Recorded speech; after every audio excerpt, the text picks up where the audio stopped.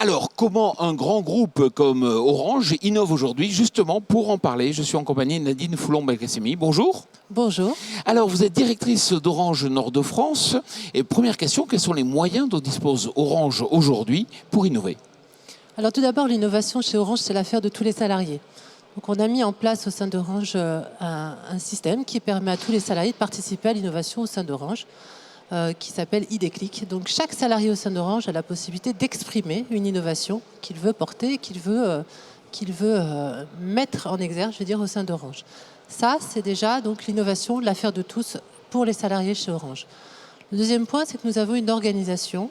Donc une organisation qui est centralisée au sein d'Orange, qui est constituée par un groupe qui a été créé en mai l'année dernière, Innovation, Marketing et Technologie, qui regroupe les Orange Lab, donc 3 Orange Lab, Orange Lab Produits et Services, Orange Lab Réseau, Orange Lab Recherche, le Technocentre, qui est en charge du marketing produits et services, une entité qui s'appelle le marketing stratégique, donc qui est en charge de travailler le marketing en fonction des évolutions des usages de nos clients, clients grand public et entreprises, et une entité qui travaille sur les systèmes d'information, donc les systèmes d'information à venir, pour porter justement nos innovations au sein d'Orange. Et nous investissons 1,9% de notre chiffre d'affaires Orange dans l'innovation chaque année depuis plusieurs années. Alors justement, comment vous déterminez à court ou moyen terme vos projets d'innovation? Alors, nous avons 3 types de projets d'innovation. Des projets d'innovation dits plus long terme, donc à 4-5 ans, ce sont des projets de recherche.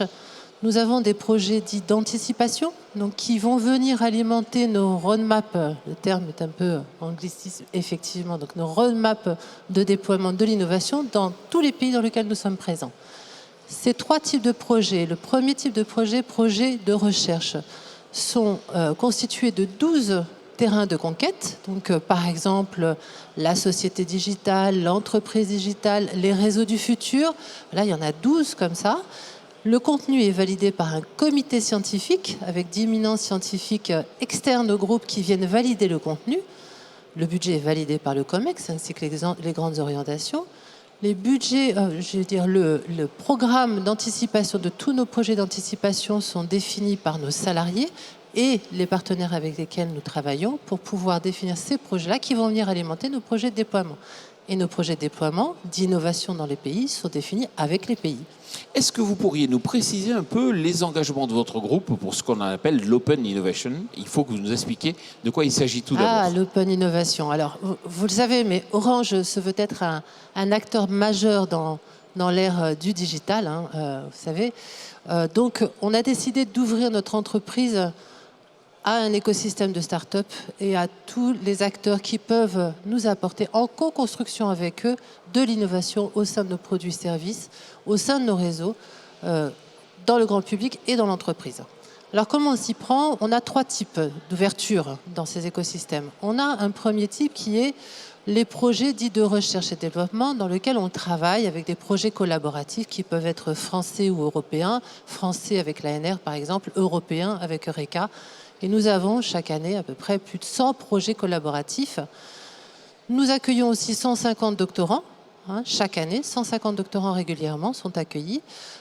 Et ceci donc dans le cadre de projets plutôt de recherche et développement. Nous travaillons aussi avec des partenaires stratégiques type Facebook, Google, Samsung, donc pour co-construire ensemble des solutions pour adresser le marché du grand public et le marché de l'entreprise. Et bien sûr, nous travaillons avec les startups. Et nous avons décidé dès l'année dernière, avec le sponsoring de M. Stéphane Richard, notre président, d'ouvrir notre entreprise au monde des startups. Alors comment on s'y prend d'ouvrir notre entreprise au monde des startups? Il y a plusieurs manières.